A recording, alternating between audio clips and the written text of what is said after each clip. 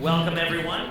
My name is Ben Mulrooney from CTV's eTalk and coming soon, Your Morning. I am very pleased to be here today on behalf of Bell Media. We are so pleased to be a grand patron sponsor of this fantastic event. Over the next few days, you can look forward to a wonderful series of panels with HBO execs and talent. And I'd like to congratulate HBO, this year's the festival's company of distinction for this year. And now I'm very happy to introduce the moderator for today's HBO panel, TV and film reviewer and culture editor for Vox.com. Please, a warm round of applause for Todd VanDerWerff.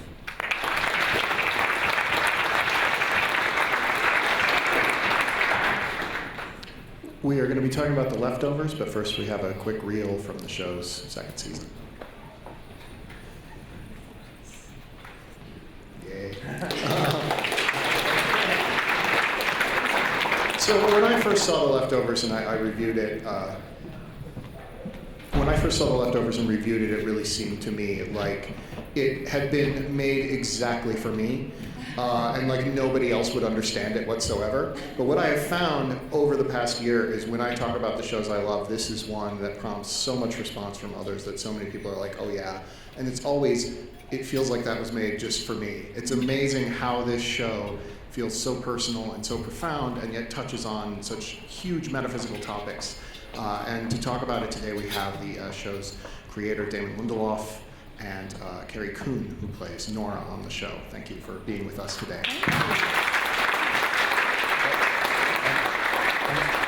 And oddly enough, it's probably a good time to say that the show was made just for Todd. Wow, thank you. I appreciate that. What a wonderful... It's great that other people enjoy it too, though. What a wonderful love letter. Thank you. So we have various clips from season 2. Before we get to those, though, I want to ask, I know you've talked about this a lot, but season 2, you made some tweaks from season 1, you changed some stuff up, you filmed in a new city. Can you talk about the creative process of figuring out how are we going to make season 2 look different from season 1? The show is based on a book called a beautiful novel called The Leftovers by Tom Perrotta, who's one of my favorite authors, and Tom actually hired me to adapt the book versus the other way around. A lot of times in our business, a book is optioned by a company, in this case HBO, and then the author is summarily thrown aside and someone else comes in and takes over. And in this case, it's been an active collaboration from the word go. The first season of the show was an adaptation of Tom's novel, and although we changed a number of things, particularly to take a novel that was just over 300 pages and turn it into 10 hours of television, change some things with the characters, went deeper on some story ideas. At the end of the day, the first season ends with the exact same line of dialogue as the novel does, and it's actually spoken by Carrie's character, Nora. And so we finished the first season of the show, and we're like, we just exhausted all of the source material. So I turned to Tom and I was like, all right, what have you got? And he was like, oh, I thought you had something.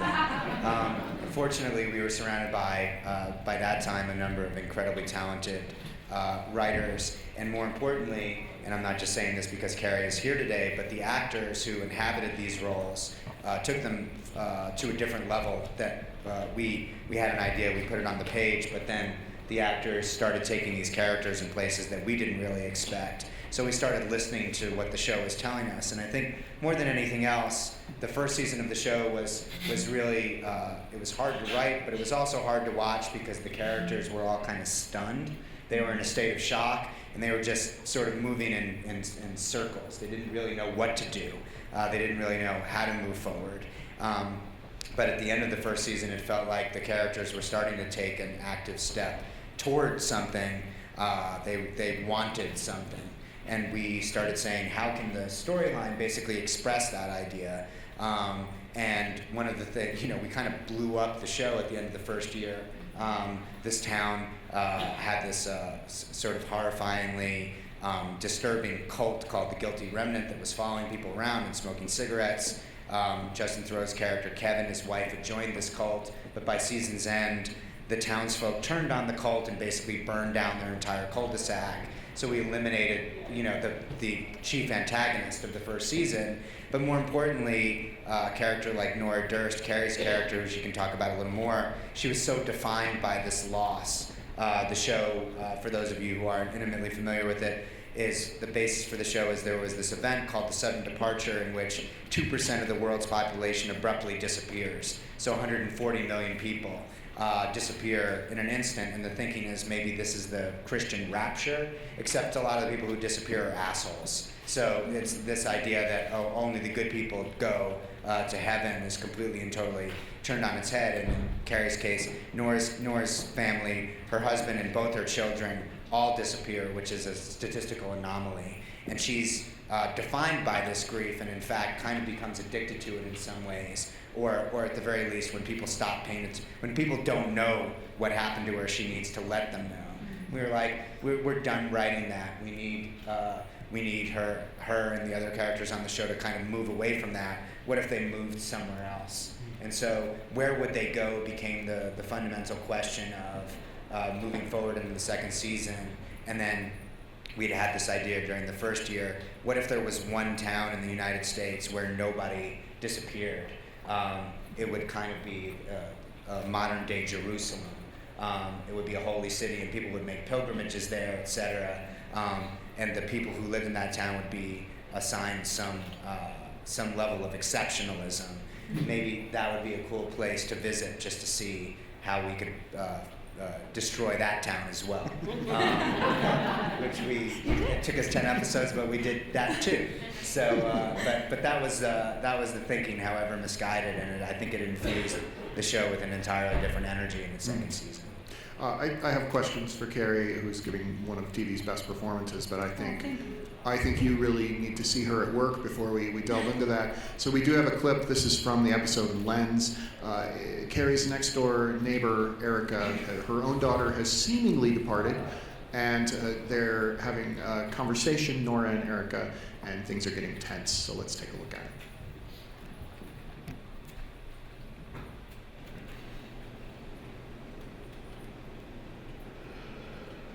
Did they depart or did they die? What? Your children. You said you lost them. Did they depart or did they die?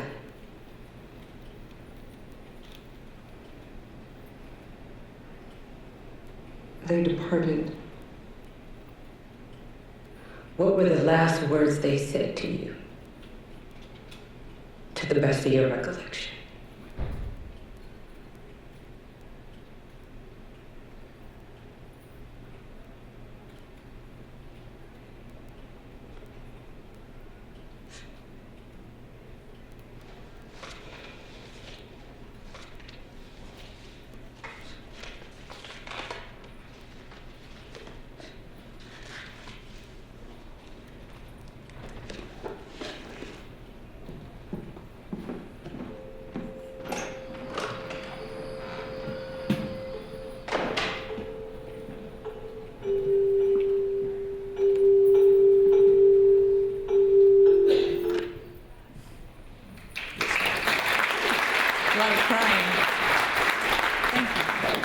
The first 5 episodes of this show, you're in it a little bit. You have scenes here and there. There's little hints of, you have a gun in your purse, etc. Little hints of who you are as a person. But Nora really didn't come into her own until episode 6, and it's just all you. Mm-hmm. And I'm wondering what that experience was like as an actor, to have these little bits and pieces, and then suddenly you just have this feast.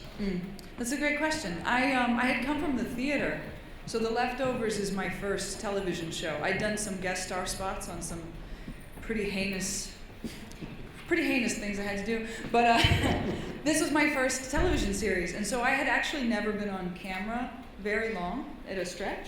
I had just gotten done shooting Gone Girl with David Fincher, and he's notoriously challenging. He does a lot of takes, and so I had this sort of Fincher school, this gauntlet, but that's really slow work. You're doing 25 or 50 takes of something, and that's very luxurious, because when you get to TV, you do 3 or 7 or 8, and then they're moving on whether or not you did your job. And that was really terrifying, because I knew how quickly we had been moving through the scripts. And And Leftovers actually, I think our directors tend to take a little more time with scenes, but TV still moves really quickly, and I wasn't accustomed to that. So when I got the script that was me on every page, I thought, oh no, they've made a terrible mistake. And then they gave me Carl Franklin, who's a wonderful television director, and also a really relaxed one, who is very trusting, and he never makes you feel like you're not doing your job well. And he always instills you with this confidence that you're going to get where he needs you to get. And then in addition to that, I got really sick. I was terribly ill during that shooting. So in between takes, I was sitting on an apple box, or in between, at the lunch break, I was just going to a hotel room and sleeping, and they would, shove a hamburger in my face, and then we would start again. So actually, it kind of felt like a fever dream, the whole shoot. And there I was, humping mannequins, which is stuff you usually do when you're dreaming, not really in real life, I don't think. That's a scene in the show. I shouldn't assume that about everyone, should I? Because anything you can think of, somebody is doing right now, which is something that The Leftovers has taught me. So I guess that was almost the best gift for me, was the fact that I had to get out of my own way, because the only thing I could do was try to stand up. And sometimes as an actor, if you're thinking too much, you get in your own way, and you're overthinking everything, and you're overacting, and you're doing all these terrible things. And being really ill and really tired served me well in that. And the fact that they had written me this, basically an indie film. It was kind of a short film, and I learned so much those 10 days, and I was so grateful to be trusted with that material, and I honestly had no idea how it was going to turn out. So I saw it when everybody else did, and was sort of like, whew, you didn't completely screw that up. So I was just really grateful that they trusted me with that story, and that we got to sort of see deeper inside of Nora. We hadn't gotten a lot of her up until that point, and that really solidified my role on the show. And let me come back and do more stuff, because people got to know me. I think if people hadn't connected to Nora in episode 6, she's one of those people that maybe could have gone away, but I'm grateful I got to stick around. Yeah. As we saw in that clip, the directors on this show use close-ups so beautifully. And I've talked to a lot of actors from the theater. Some of them find close-ups very freeing. Some of them find them terrifying, because there's nowhere to hide. Well, where do you come down on sort of that? How do you feel about acting in close-up? I like to be very naive and not know where the camera is when I'm working. I just assume I have to do the scene every time. I've gotten a little better, like when they're really, really wide, now I get that I'm not supposed to cry. I'm not supposed to cry till they're really close to me. Now I sort of understand that, because it's hard to do that like 10 times. So I guess what I don't like about close-ups is when you have to act with the matte box. Occasionally, the eyeline is so tight that they, put a sticker on there, and they're like, okay, that's Regina King. You're like, it's not though. It's not her at all. And for me, being a theater actor, the play happens between people. I'm not interested in acting that is self-generated. I'm not interested in having to drum up everything myself. That's actually not what being in a scene is. It's an energy exchange between two people.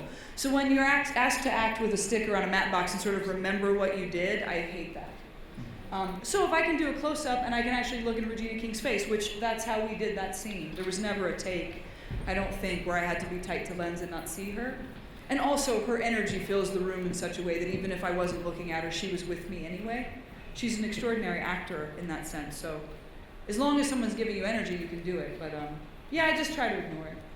That was the short answer. I ignore it. Damon, the big risk for me in season 2 is you say we're going to bring in all these new characters, and we're going to hope the audience identifies them like we identify with the Garveys and some of these other characters. Can you talk about how you built that new family that's moving in across from them, how you found those characters and found them to be complements and comparisons to the Garveys?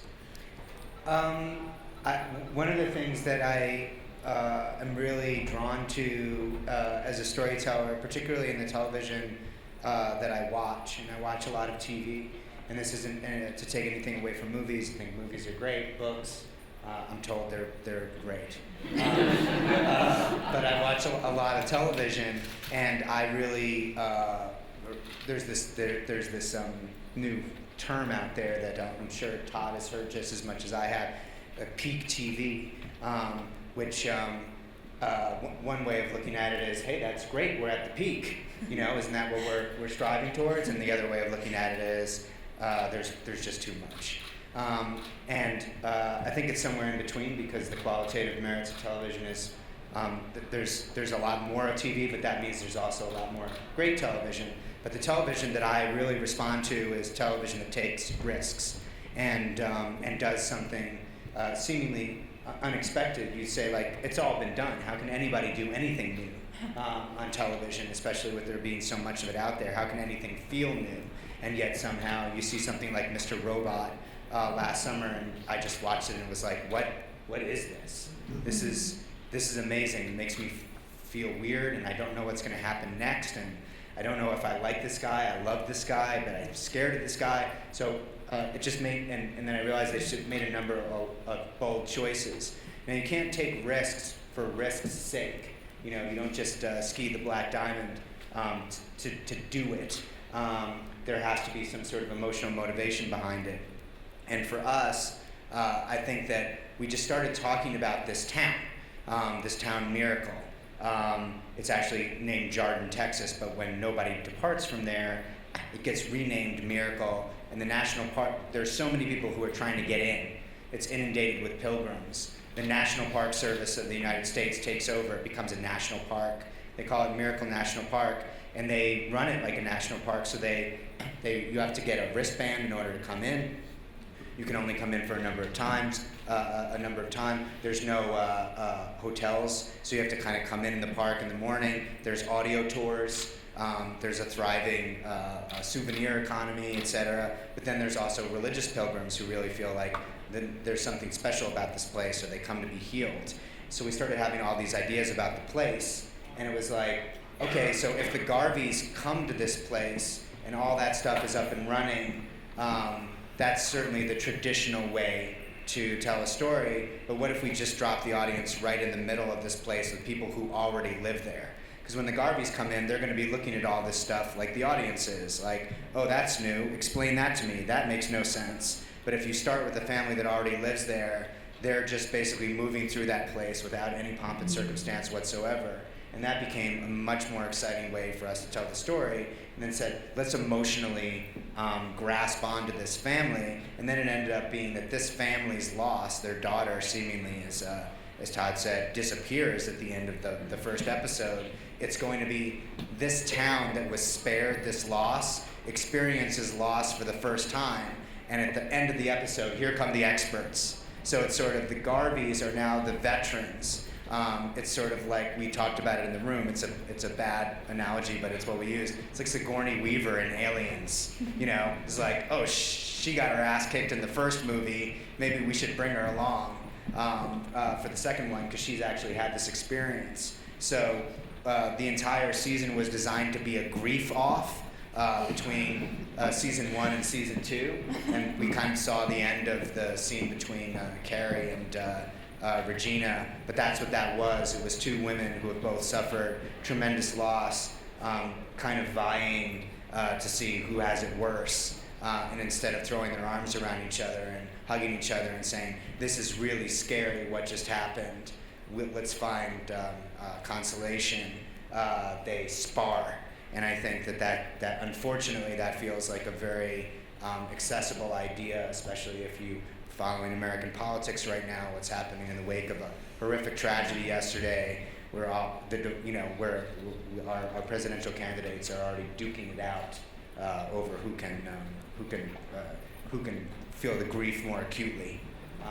So that's a very sad thing. So all those thematic ideas sort of informed the choice, and then we just told the story, and it was a tremendous risk, and I was definitely concerned as to how the actors were going to respond to the first script. It was like, hey, am I still in this show? We were concerned about how HBO would embrace it in terms of in the first 55 minutes of the new episode, the characters from season 1 who we spent an entire year caring about are only in it really for the last 5 or 10 minutes, and they liked it. So that sort of gave us, and I felt like we had to do something bold in order to get everybody's attention. Again, though, it wasn't a parlor trick. It just felt necessary. Let's talk a little bit about casting, because this show's impeccably cast. Every role is perfectly filled. You were involved with the previous show people may have heard of called Lost. That was also every role was very well filled. What do you look for in actors, because I'm thinking about Regina King and the actress who plays Evie. I can't remember. We need to have her disappearance hanging over the whole season, so she needs to make this bold statement in one episode. What do you look for when you're looking for actors to fill parts? Yeah, her name is Jasmine Savoy Brown, and I think that, and Carrie knows this just as much as I do, which is casting directors are one of the great sort of unsung talents in our business, because I'm not really familiar with a lot of actors. I mean, you can go see a movie, see a TV show, and say, "Oh, that person is awesome. I want them to be in my thing." But that's what everyone. By time Gone Girl comes out, everybody wants Carrie Coon to be in their project. So. In our case, the first season of the show, our casting director was a phenomenal woman named Ellen Lewis, who usually works with Martin Scorsese, and she lives in New York. We shot the first season in New York, and I said to her, I want actors who have never really been on TV shows before, so that the audience can really imprint upon them as being that character. And Carrie had just been nominated for a Tony for this amazing work that she did in the revival of Who's Afraid of Virginia Woolf, and she read a scene from the pilot, and then she and I had to sit down, and I think was Parada there with us as well? No, it was just you and me. And we just talked about life, who are you, where are you from, and it's weird because you have this quick, it's just as weird I'm sure for you as it is for me, but the most important part is, your talent is obvious, but then are we going to gel?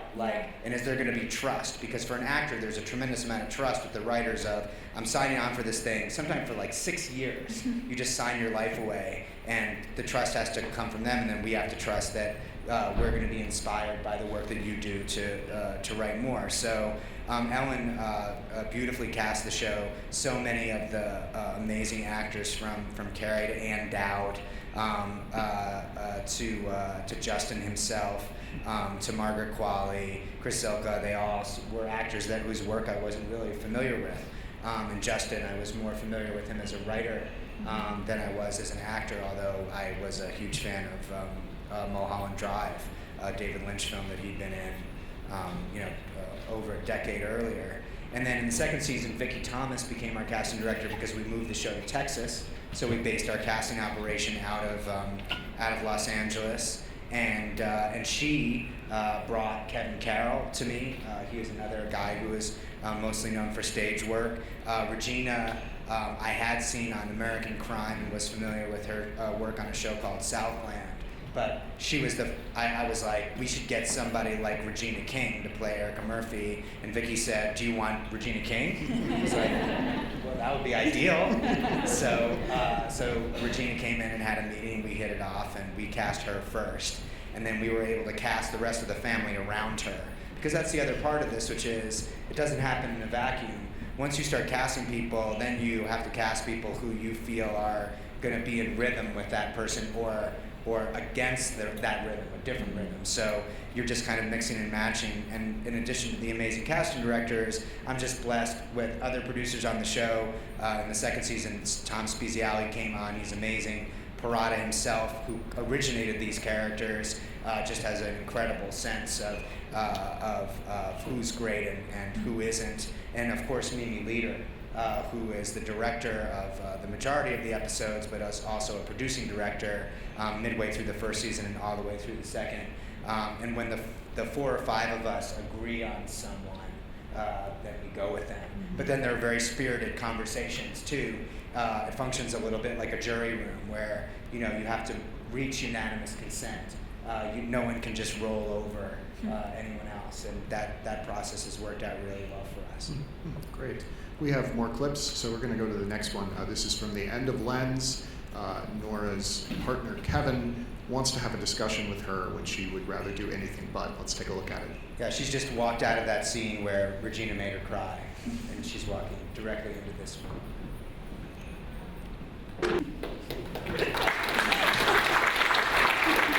Now I know why you want to do the ghost walk later. Carrie, there's this sort of in TV, there's so often a marriage or a relationship where one partner is involved in like a wild and crazy adventure, and the other partner is the one who's there to sort of keep them grounded and be like, you can't do that. What is it like to play the person who is, and this I'm using this very loosely because this word does not apply to anything on The Leftovers, who's like the normal person in the relationship? On any other television show, it would feel like being the female lead, because the woman's always the straight man and always is the grounding, factor for the hapless husband.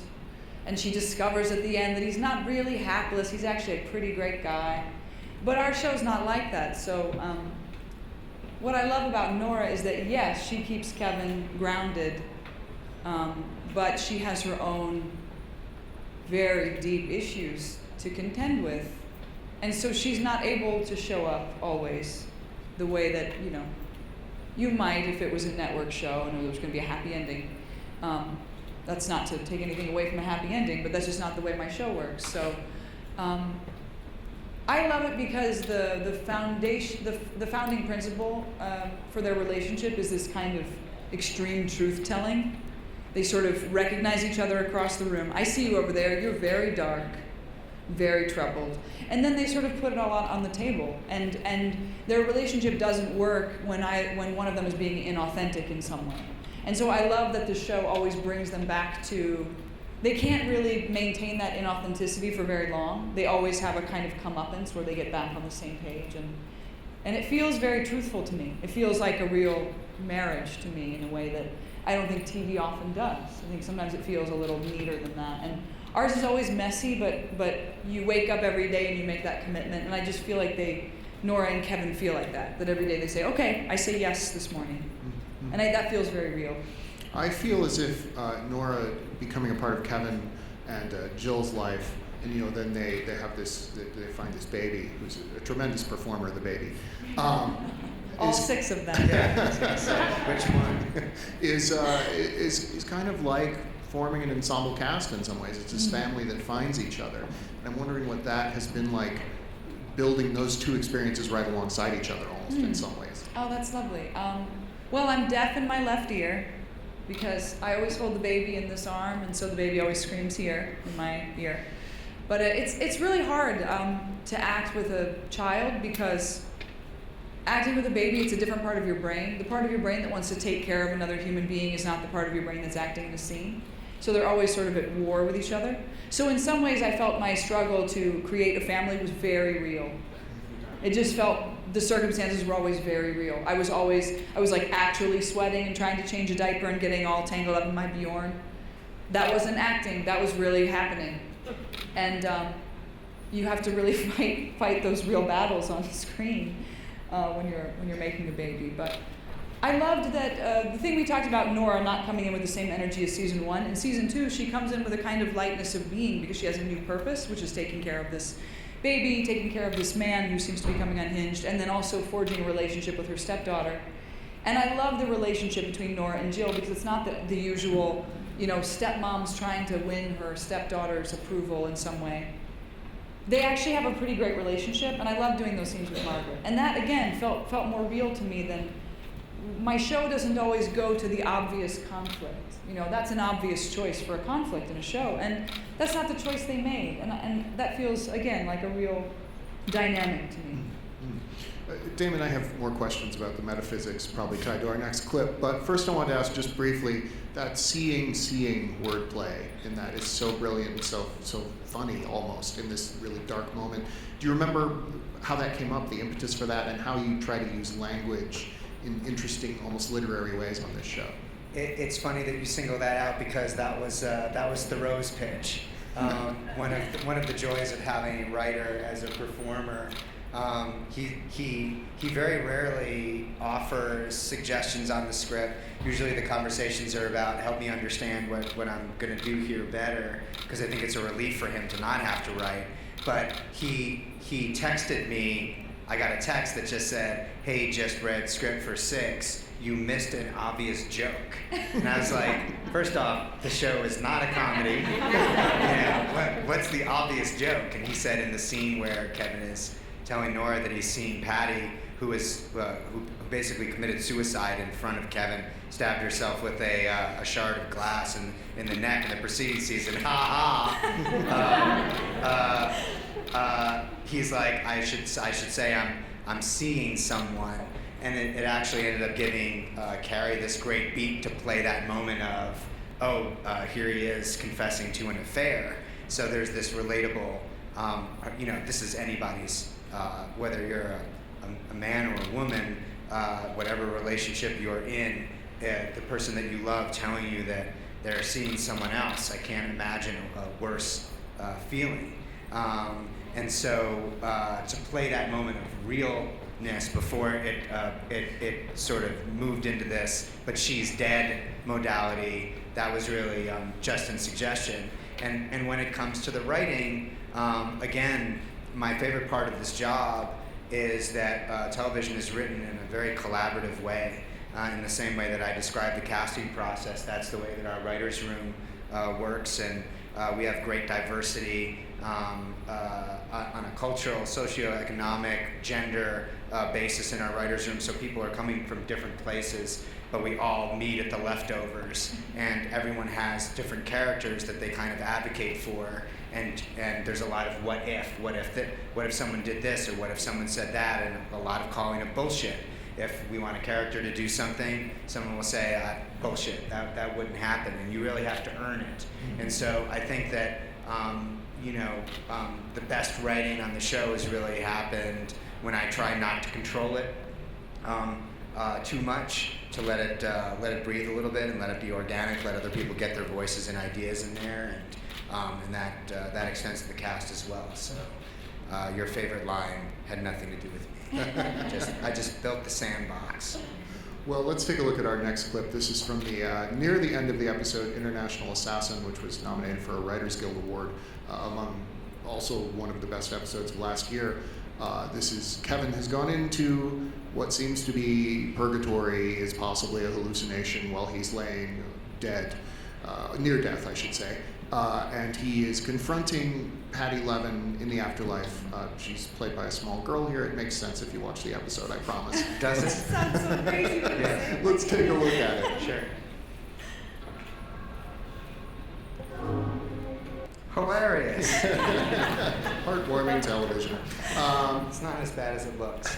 So I have asked you many times in interviews about, the difference between what Kevin thinks he's seeing, which is possibly a religious visitation, and to everybody else around him, he just was, had a near-death experience, which he came back from, which is something that actually happens in the real world. And you sort of talk about how the perspective of whether a thing is realistic or metaphysical depends on the character involved. I want to ask you, how does Patty Levin's perspective as essentially a hallucination or angel, how does she see all of this as you're writing her? How do you write a character that may or may not be real? Exactly, yes. I think that you have to write every character as thinking they're real. Or certainly the actor's not going to have anything to do with it. So I think that any one of us has basically had an experience where you wake up from a dream, and let's say you're married or you're in a relationship, and the person who's next to you in bed was in the dream, and they were a huge asshole. They were treating you like really abusively. When you first wake up, you're mad at them, that it's irrational and unreasonable, and you want to describe to them, but it just feels so real to you. And I try to capture that first, 5 minutes of post-dream. It doesn't matter that it wasn't them. It felt like it was, and right from that place, I think that, a show like Mr. Robot, for example, which I don't want to spoil if you haven't seen it, but it trades in the same stock, which is there is a question as to what's real and what's not. It's not really important from a storytelling point of view, the subjective reality of things. What's important is the emotional reality. What are people feeling? And what is the feeling that we're trying to generate so that it translates through the screen to everybody watching it? And so we start from that place. And it doesn't mean that I'm not interested in the subjective reality of, well, did this happen, or is this all in someone's head, et cetera, et cetera. I do feel like the show owes a certain degree of confidence in terms of that storytelling. I'm not saying it doesn't matter, but for Kevin, who would rather, he's faced with the choice, am I going crazy, which will require me to be institutionalized and medicated and take me away from my family, or am I being haunted by a ghost? And there's a man down the street who says that if I drink poison, I can go and do battle with this ghost in the afterlife and exorcise it. He's going to choose the crazy, the ghost version, because he doesn't want to admit that he's psychologically unbalanced. So we try to ground the decision making as much as possible. But again, the show, and I'm drawn to these ideas that have supernatural underpinnings, or in some cases overtones, because the challenge to ground it is that much greater. But the show has a supernatural conceit. It was written by someone who's never delved into the supernatural before, Tom Perrotta.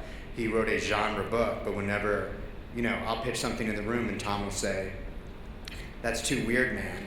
And I'll go, "This was your idea. Like, you started it. Like, 140 million people disappearing in the, with no explanation. That's weird too." And he'll go, "Yeah, but this is too weird." And most of the time he's right. Since we're in a hotel, this is a really appropriate episode to discuss. What do you find eerie and otherworldly about hotels?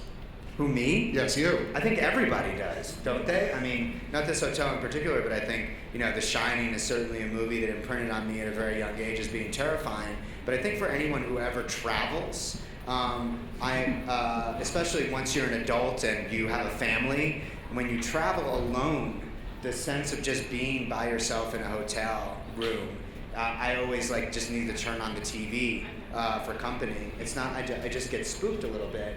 But there's also this feeling, especially when you travel a lot, and I get the sense that many of you in this room probably do, that all the hotels kind of just blend into one another, and you start to kind of lose a sense of time and place. And it feels to me, when we started talking about, we're going to do an episode that's set in purgatory or set in the afterlife, how do we do that in a way that is relatable? And it was like, what if he's just trapped in a Hyatt?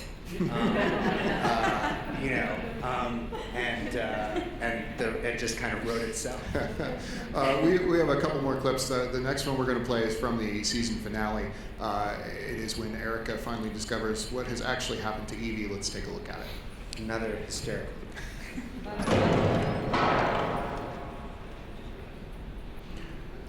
Carrie, there's so much in the show that's seemingly inexplicable, seemingly hard to understand. Do you ever go to Damon or one of the writers and ask, what the hell's going on here, or do you sort of roll with it? Very, very rarely. I'm pretty trusting. Every now and then I'll come and ask for clarification, maybe twice. I was surprised to learn that there are actors who have conversations with them all the time. I didn't know that was going on. I didn't know I was allowed. I'm a Midwesterner, so we just are like, "Oh, thank you, thank you very much. I'll do whatever you say." So I rarely feel the need to do that, because it's actually kind of thrilling as an actor to just show up and do the thing. Because in a play, you always know the ending, and in TV, I frankly don't ever know where it's going. And I'm actually really going to miss that part of the adventure and that way of working. It really keeps you from getting ahead of yourself. You just have to be in the moment that you're in. And there will be consequences later, depending on how you played that moment. It might change something you have to do later. And I kind of love that. I love that. It's kind of exciting. I mean, I don't think I bother you too much, do I? Never. I mean, I literally think over the course of 2 years, maybe 3 times, they were always questions. Yeah. Like, help me understand this, versus, this is shitty, I don't want to do it, which you may have been feeling but weren't communicating. Midwestern. Yeah. Well, you guys know they know the characters so well, and they're paying attention to what we're doing, and I find that is probably not the same on every show, but I feel like Damon pursues things in his actors that are interesting to him, but the consequences are that as an actor you end up confronting the things you're afraid of on TV in front of a lot of people just not the way I expected to confront the things I was afraid of in my life. But the other interesting thing that has really happened in the wake of the sort of social media explosion, where we'll live watch a show. It used to happen the next morning at the water cooler. Now it happens instantaneously while the show is on. You aggregate a community of viewers who all love Game of Thrones, and you're all watching Game of Thrones at the same time, and you're having immediate, visceral, emotional reactions to things. And what happens is that although the audience knows that it's television, knows that it's pretend, knows that it's being written by whoever the showrunners are, they also will focus, if a character does something that they don't like or don't buy, they'll take it out on the actor too. Mm-hmm. So if an actor has basically done something unsympathetic, or they're a torturer or a horrible person, the audience starts to feel that way about the actor when they see them on the street, even though they know it's pretend. And so I do think that it's actors should feel very proprietary and protective of their characters, especially when they're being asked to do something unsympathetic. Mm-hmm. I think the only time that I remember you and I speaking in the second season was Nora basically leaves Kevin after this scene. Yeah. She bounces. He wakes up the next morning and she's gone. And you were like, I need to know why she would do this, because she doesn't do this. Yeah. And that led to a little bit of rewriting, a little bit of a rethink, but it's still, I think when it aired, we didn't get it all the way there, because it was something that needed to happen in order to push Kevin towards this act of desperation, but we were thinking more in terms of what needed to happen in terms of plot, versus would Nora actually do this? Yeah, and it's up to sometimes the actor actually is the only advocate for their character, so we have to take it seriously when they speak up. As we saw in this clip, Carrie, the show is not afraid to strip out dialogues, just put in music. I'm sure a lot of that happens in post, but how do you approach the physical aspects of this role? How does Nora carry herself? Who is she as a human being externally? I don't know that so I find the character on the page. Again, I always come back to theater, but when you're researching a role for that, everything you need to know is in the play. You don't generally pull from things that are not in the play, and I think a TV script is the same. And so inevitably for me, the way that she's being or feeling or is being written informs the way that I'm moving. But this is a very physical show, I've found. And there's a moment in season 1 where Nora discovers this trick that's been pulled on. She thinks it's her family and it's not. And I was making this terrible sound in that scene, what I thought a sound someone would make. And then I saw it air and they had taken all the sound out of it, much like this clip you just saw. And I was really shocked by that, because I felt that thing was so visceral for me to do it that way, but it was actually so powerful when it was silent. And that was not a choice I made, And so it's one of those things, it reminds me that TV is collaborative on this end that I never see. There are all these artists working on it even after I'm done. Before I even get there, and then after I'm finished, so many people are working together to make that as powerful as it can be. And in some ways, I take great comfort in that my choices, whatever they are, will be edited in a way that hopefully make me look really good. And that's luckily been the case.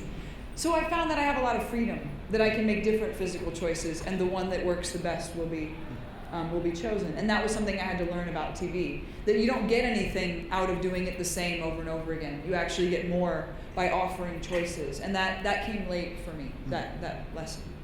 We have one last clip, and then I'll have one last question. This is, again, from the season finale. Kevin is back in purgatory, or a hallucination state, if you will, and he has to essentially sing for his life, and it's terrific. Let's take a look.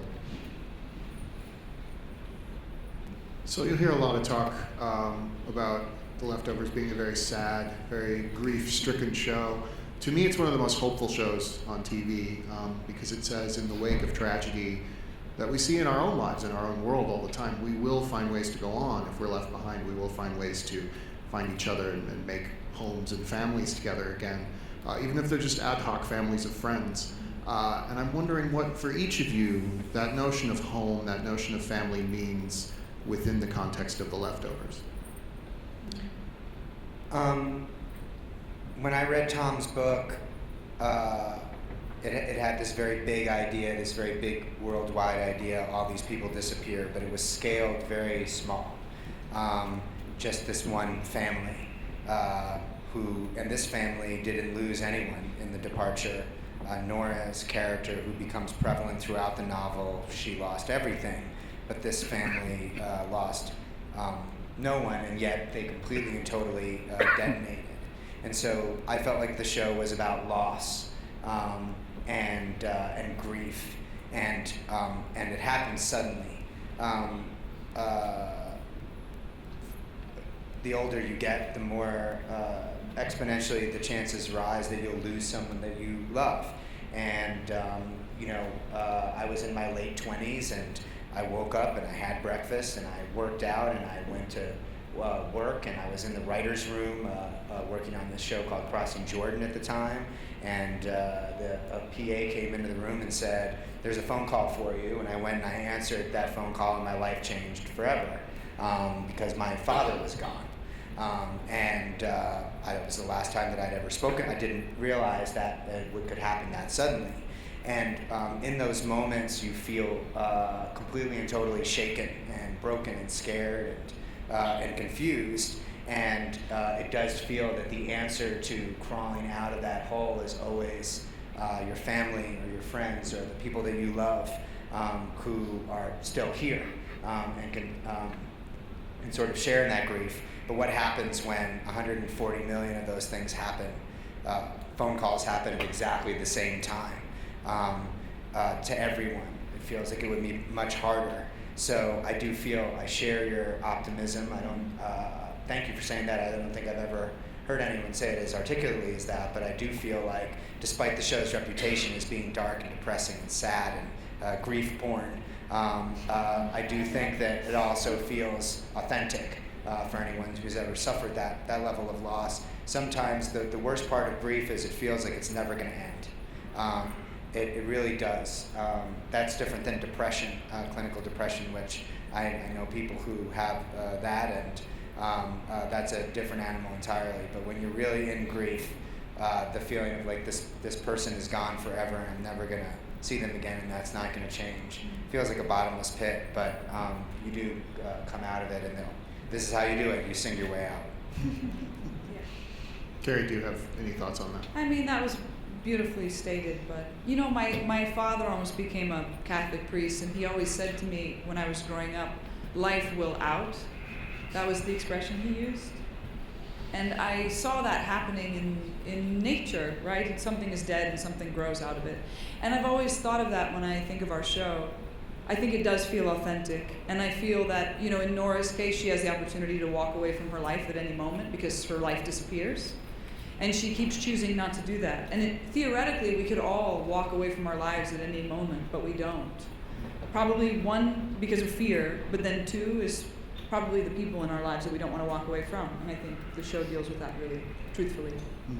We have 50 seconds left, so I'm going to ask each of you what your go-to afterlife karaoke song is. If you need to come back from the dead by singing, what's it going to be? Oh my God! I wish I had. A Case of You by Joni Mitchell. Excellent. Oh God, it's. I can't. I'm not good on the spot.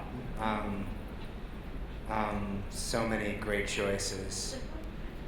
I guess